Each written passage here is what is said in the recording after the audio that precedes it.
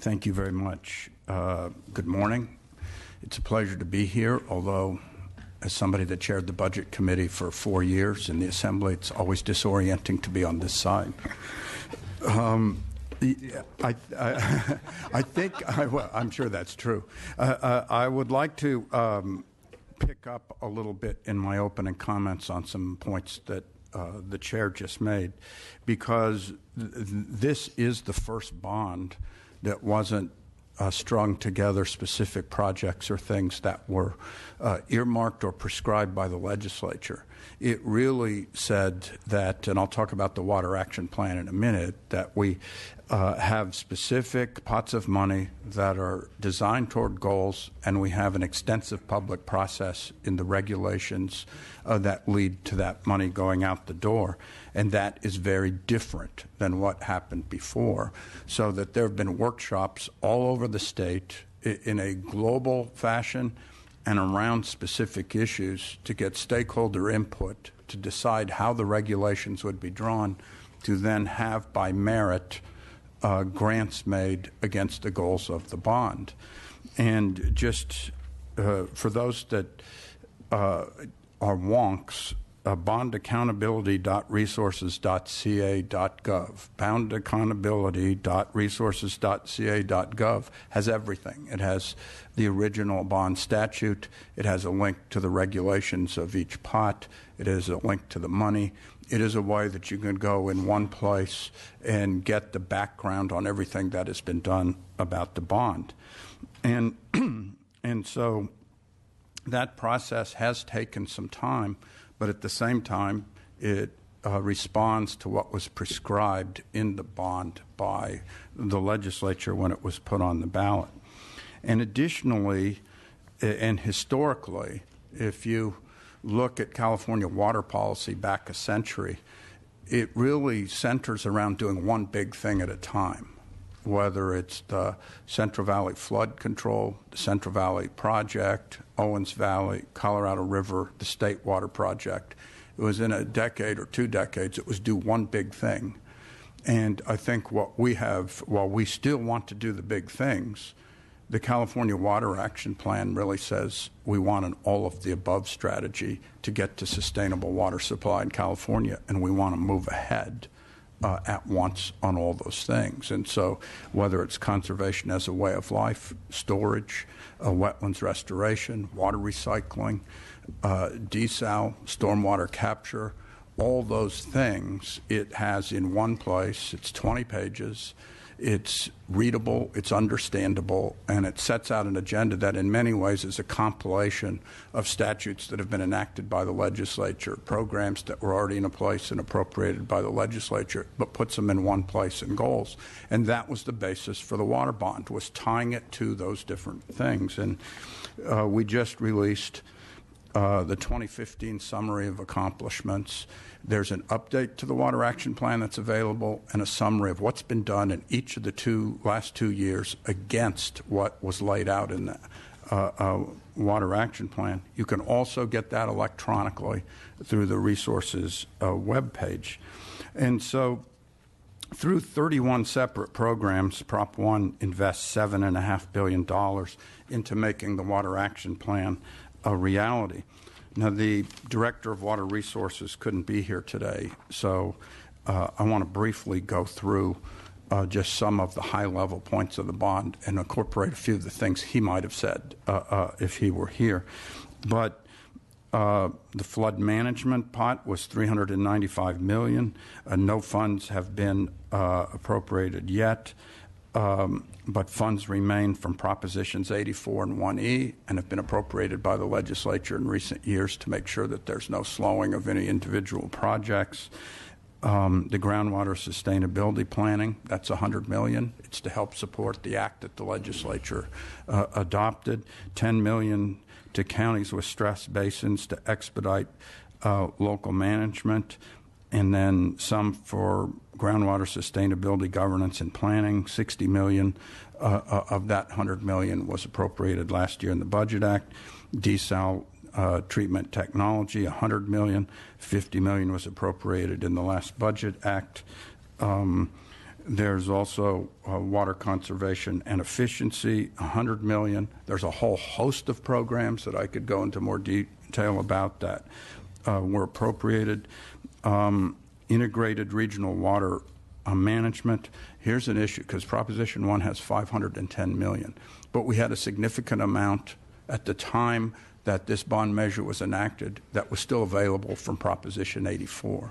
So we recently, with the legislature's cooperation in appropriating all the remaining dollars from Proposition 84, we recently awarded the final round of $808.5 million of Prop 84 programs, and it leveraged $3.4 billion in value from other programs, 624 separate projects. So now that moves us to be available to do the rest. Two other quick points, because I heard the beeper. One is the state obligations pot came up in the LAO and comments. And to be really direct, $475 million is the pot. There are calls on this from organizations and things that probably go $200, $300, $400 million more than that. So that puts an obligation on us to move with what's ready, the highest priority, what's absolutely needed, can't be gotten anywhere else. We did a stakeholder process all across the state in the last year, looked at the state need and prior support, amount of funding that might be available elsewhere, and the amount of funding we could expend on projects over a 5-year period. That is what's led to what is in the budget. Is those are really high priority things ready to go for which there is a limited amount of other money. And one specifically that came up, there's an announcement that became unembargoed 8 minutes ago, and that is the governors of Oregon and California and the secretaries of Interior and Commerce released today an agreement in principle on the Klamath hydroelectric settlement that basically says under the FERC process, we will move ahead as a group and start the process to end in the removal of the 4 dams. The hydroelectric agreement survived everything that went on anyway. This is an agreement that we will move. And to answer the other question that was raised, yes, the amount was always expected that is proposed in the budget, but Oregon is providing money from its ratepayers for this. The hydroelectric power company is contributing also to this, and we hope at some point the federal government comes in, but we're able to do the first piece without their absolute assurance right now. So we're moving ahead, and that makes this very ripe as a thing. And lastly, even though I have Paula and Chuck and Darren, everybody else, and come behind that will go into more detail. On storage, it was said by the LAO that that it's continuously appropriated and therefore not within the legislature's purview of appropriation. But the $2.7 billion is there. It is in the purview of the Water Commission. They've released draft regulations. And there was a little kerfuffle in the legislature last year over the amount of time that that process was taking. That amount of time was spelled out in the bond as approved by the legislature, signed by the governor, and approved by the voters. And because there was a lack of trust on that issue, the exact same language that was in the bond 5 years ago when it didn't go on the ballot was moved into the 2014 bond, and just the dates were changed, and they were moved up 5 years. And there was a concern that somehow this process would take too long and not lead to storage actually moving ahead. Well, the reason, one of the major reasons that process was to take that long was so local stakeholders who have to come up with their share, and in many cases a majority share, would acquire the land, get the commitments of money, be ready to go when the regulations were out, so that then they could leverage the state share by having certainty with what the project would be and how they would move ahead. I am not aware of any of the major projects being in a position to where they're ready to come to the state. So advancing the schedule, if you were to do that, doesn't make sense unless that's the case. It is still to allow them. And I've gotten questions from different legislators about, geez, who will do this and whatever. And I think legislators can step up with people and stakeholders in their districts and make sure they get on it with regard to the issue of local commitments and money and land and other things, so that in fact there are proposals ready at the time that the regulations are finalized. That's my broad overview, and I will be ready to answer questions with everybody else at whatever the appropriate time is. Oh, great. Well, thank you very much, Secretary Laird, and thanks for illuminating the process and the wisdom behind it. And next, Director Bonham, please. Thank you. Great. Thank you, Chair, co-chairs, members. My name is Chuck Bonham. I'm the Director of the California Department of Fish and Wildlife, and I'm pretty excited. I'm excited for two reasons. The first is another distinguishing factor between Proposition 1 and prior propositions is the Department of Fish and Wildlife is expressly named. So we are the beneficiary of two key sections in the Act. They grant first $285 million in total for the department to manage a grant program for watershed-wide, exclusive of the legal delta, restoration efforts. Then the proposition also allocates $87.5 million to our department to administer through a grant-making process for activities inside the legal delta. Okay. We're also in kind of an advisory role to the Wildlife Conservation Board. You'll hear Executive Director John Donnelly talk about their $200 million for enhanced stream flow projects around the state. The second reason I'm excited today is all through last year's budget discussions, I told you we would hit a by the end of calendar year 2016 deadline. Within 6 months of the fiscal year, I promised you we'd take in grants, we'd stand up a competitive process, we'd do exhaustive review, and then we'd allocate. I missed it by 2 weeks about. So in the middle of January, we issued our first awards ever under Proposition 1. So in about 12 months from voter approval, in about 6 months from budget approval, we stood this thing up and we now have it operating. What did we do, or how did we experience that? So you authorized and appropriated $36.5 million. The vast majority was available for local assistance. So we granted about $31.4 million.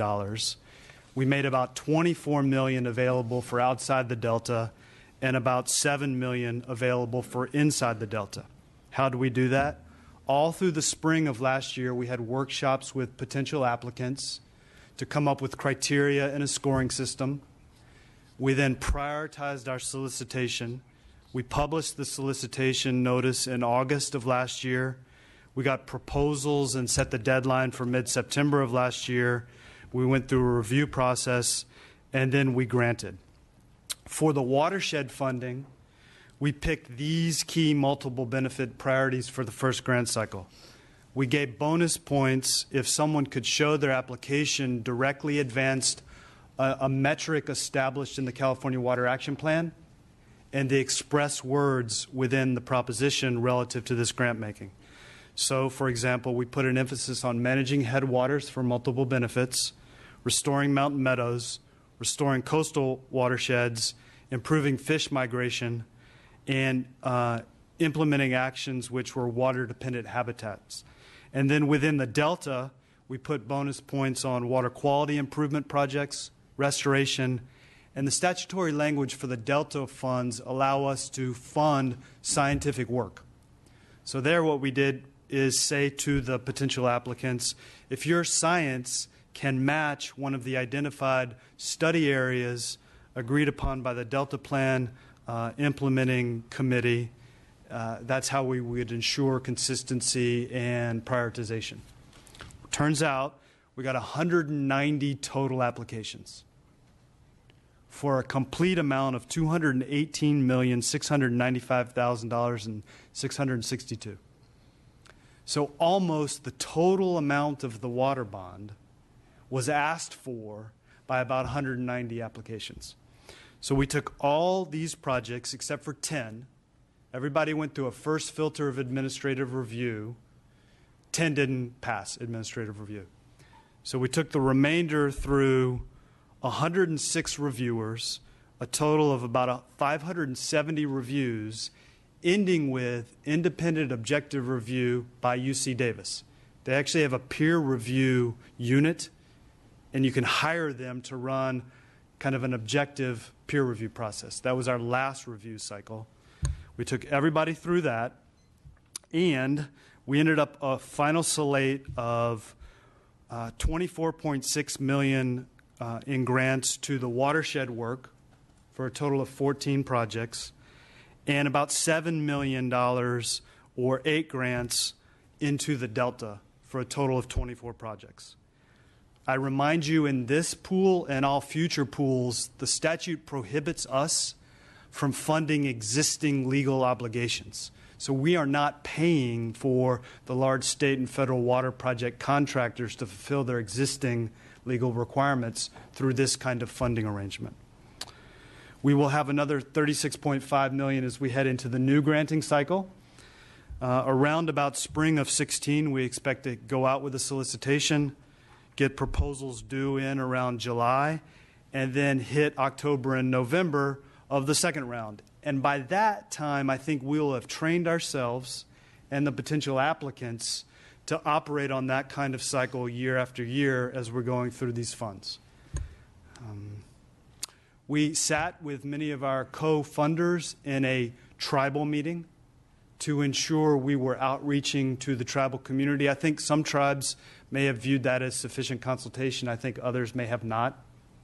You'll need to ask tribes themselves for that. We gave bonus points to things like disadvantaged community metrics, and we're benchmarking our grant making against the numbers that are in Chapter 4 of the Water Action Plan. So I'll remind you, that states clear metrics for our department. For example, restore 10,000 acres of mountain meadow habitat. Screen the top 10 remaining unscreened major diversions in the Sacramento-San Joaquin. We can tell you how many acres we've done, how many screens done, how many projects completed based on the last round of funding, and each year we'll have that metric available to report back out to you. I'd be glad to take any questions around the Klamath or other items, and I look forward to the questions after we've completed the panel. Thank you very much, Director Bonham. Executive Officer Landis, please. Thank you. I'm Paula Landis, Executive Officer of the California Water Commission. As you are aware, the Commission is tasked with, among other things, the distribution of $2.7 billion for new storage in the state. You've heard a couple times already that that money is continuously appropriated. So I will give you an update on our progress. It has been a very busy year. 2015 was not only busy, but very productive. The Commission is subject to regulations in the statute, so we're very adhering closely to the Administrative Procedures Act as well as Bagley-Keene. The Commission is committed to an open and transparent process. The past year, the Commission has held meetings throughout the state, every other meeting in Sacramento, the meetings in between somewhere in the state. We've held 9 public meetings around the state. We did participate in the tribal consultation on Prop 1, and we will be meeting again with tribes in a couple of weeks. The Water Storage Investment Program is an investment program of the state's money to provide funding for very specific public benefits. Those are ecosystem, water quality, recreation, flood protection, and emergency response. The Commission has drafted regulations that started the official Office of Administrative Law process on Friday, which opened a 45-day public comment period, which ends March 14th and will be followed by a public hearing at the March 16 Commission meeting. In those regulations, the Commission laid out what applicants will need to provide, as well as the priorities for ecosystem that were developed by the Department of Fish and Wildlife and the water quality priorities that were established by the State Water Resources Control Board in accordance with the statute. The Commission also on Monday released a request for concept papers from the applicants, and you have heard the challenges the applicants will have in meeting all of the requirements of the statute, in particular coming up with local funding. There are other requirements, for example, measurable improvements to the delta or a tributary and others. We are doing our best to help applicants meet that bar. We have a number of technical meetings and planned in April and then again in August. They will be held throughout the state. We anticipate, in all likelihood, holding focused meetings for some of the disadvantaged communities or small water districts that may need a little capacity building to be engaged in this. We fully expect that by the end of the calendar year, we will meet the deadline of December 15th to complete our regulations, and we'll begin accepting applications at that time. Thank you. Thank you very much. We'll move on with Deputy Director Polimas. Good morning. Darren Polhemus, the State Water Board, and I appreciate the opportunity to be here. We've been going light speed at the Water Board on the 5 sections of Prop 1 that appropriate funding to us. I did ask the Sergeant to give you a bit of a handout so I don't have to go through all the details on all those programs, but it gives you a status update on them. The 4 of the 5 programs we have existing programs for, and so we were able to accelerate rapidly into those. The small community wastewater, the clean, safe, reliable drinking water program being key ones, as well as the water recycling program, which has gotten our most response to date as far as actual projects out the door in a dollar size amount. And then, of course, stormwater is essential as well, and we're rapidly getting that one out the door now here just a month or so ago. And the final one that needs guidelines in place is the groundwater sustainability program. That one is a brand new program to us. I think it's brand new to the state in essence. And so we took our time with that one to make sure we did a lot of stakeholder outreach, get a feel for the different projects that are around the state that this funding could be used for as outlined in Proposition 1. And we're just about ready now to put out some draft guidelines on that and take comment on those and get that program rapidly underway.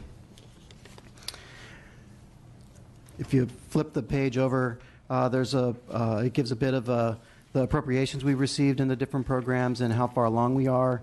You can see that we have a lot of applications in the 3 programs that are actively soliciting projects. Water recycling got a resounding response throughout the state, which is encouraging as we prepare the state for future climate conditions and future water shortages. This water recycling builds a great amount of sustainability into our water system, and it's very encouraging that so many communities were doing that. The Water Board had kind of seeded the field a bit, shall I say, with some emergency back in when the drought started, with some offering of 1% loan financing funding from our state revolving fund program, which we are using to augment all of the Prop 1 funding here presented. And that really got the ball rolling, and so there was a lot of projects ready and raring to go on that. And so I'm very happy with the amount there that we have. We have in-house over $1 billion of projects and capital costs ready to roll, and Prop 1 as well as the SRF will play a big role in financing those throughout the state. Amongst all our programs, we basically really focused on disadvantaged communities. The proposition calls for that, as well as what we want to do with the funding and from our guidelines, and so that's been established, as well as reaching out to the Indian tribes along with the US EPA and their funding sources to make sure that we integrated our disadvantaged communities throughout the state in our funding programs and made sure that we were able to highlight that. In the Water Action Plan, the Water Board had several key features that were funding related. I won't touch on the others because there's a lot of components of it that interlap, but The first one was a bit traumatic to us at first, which was the integration of the drinking water program into the State Water Board. But I would like to say that that went better than I could even have imagined, and now the synergies from that really thoughtful combining of us is starting to really pay off. We're managing the funding programs in my division together. There's a lot of synergies that we can create, both with drinking water and wastewater projects and water conservation as well. So that was mission accomplished, and it's hard to believe they've actually been with us now for 18 months. We've also done a big job of increasing the recycled water, as I mentioned, throughout the state, and that was called for definitely in the Water Action Plan. And assisting vulnerable communities. The Prop 1 drinking water and wastewater were really focused on assisting disadvantaged communities, and so our guidelines that the board adopted really set up a program to do that. We also were blessed in Prop 1 with a large technical assistance component. Small communities, as you know, have a hard time meeting their daily needs, let alone developing a big project or moving forward on that. And so our opportunity to provide them with technical assistance to move their projects forward, I think, is a big change and will show benefits. Those technical assistance proposals are now in-house, and we're beginning the process of going through those and working with the people that are providing those and offering to provide that. And it's a great range of nonprofits all the way through academics that have come forward with potential abilities that can help us with technical assistance. And so I think that will really pay off as well as we look at how we move forward. And I'd be happy to answer any questions. Thank you very much, Mr. Palamas, and thank you really to Secretary Laird and the entire panel on just setting out the work that is before you and a lot of the decision-making, the process, particularly Director Bonham, the process that you talked about, the vetting of the proposals, the public outreach that you've conducted, and I think for all of you, the challenge that you have with the limited resource of money to maximize a scarce resource, water, and as more of this money is appropriated and more grants are awarded, that there will be less money available for so many other projects across the state. And so to adhere to the process and to have the accountability that you've talked about is incredibly important. Do you see challenges building up as we get later in the process due to a lot of outstanding projects and limited financial means to fund them? Yes. As I was reviewing those projects that made our top tier, so to speak, in this first grant, I knew I would face a lot of angry phone calls. You know, we could have picked a project or two, 3 or 4, and spent all the money. So we sought to ensure we were investing in a portfolio geographically. So we ran numbers on how to make sure we were well-positioned statewide, applicant pool diversity, type of project, planning, implementation, or science, size of project, a really big one, a really small one. But I experienced something that I think may be true for my colleagues. Each cycle we're going to have greater demand than ability to provide supply. So accountability and metrics, to me, become incredibly important. Because if there's any expectation on my side of the ledger that there'll be additional funding in the future, we have to show what we did with these limited dollars translated to a good outcome. I think you should expect that from us, and I think the public should as well. So that's the orientation we have at our department. What we've done for those 160 people who didn't get a yes letter is to make ourselves available to them. If they want to call us and have a debrief, what went well or not well, we're glad to walk folks through. We will not implement a system where you automatically roll over. You'll have to reapply. But I do expect those who just missed the cut, theoretically, would be well positioned the next go around, and so forth. But at an ecosystem restoration level, we will always have more project needed to be done than we may ever have available funds at a given moment. And let me just add to that answer, also saying yes. But when you go to the subject that's very dicey that I raised in my comments about the settlements pot, and you have demands that are hundreds of millions of dollars more than the amount available, then it puts pressure on us through the process to see where we can leverage other money to try to squeeze something in that might not have as much of a match, to try to accommodate as much of the overall needs as we can. And so that is our challenge, and that's why in some ways if somebody is asking for a piece but is eligible under integrated regional water, a federal program, something from a conservancy, or something that might be an application through what Director Bonham was just describing, we'll want them to exercise those options to see if they can lessen the amount of the demands on the settlement pot. And yet, as somebody that's a former nonprofit director in a past life, I want what I want. I want assuredness that I'm going to be able to accomplish it.